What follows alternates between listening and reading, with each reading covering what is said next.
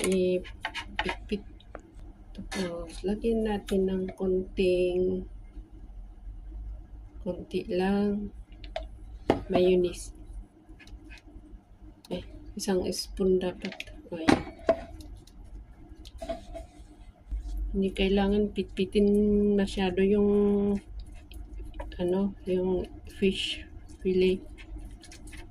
Maganda yung flakes na yan.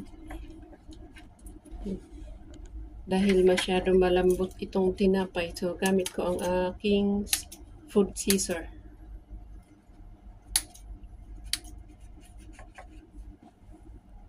Tapos ilagay po na natin ang ating palaman na mayonnaise with with salmon. Pwedeng kung bangus siguro, pwede boneless.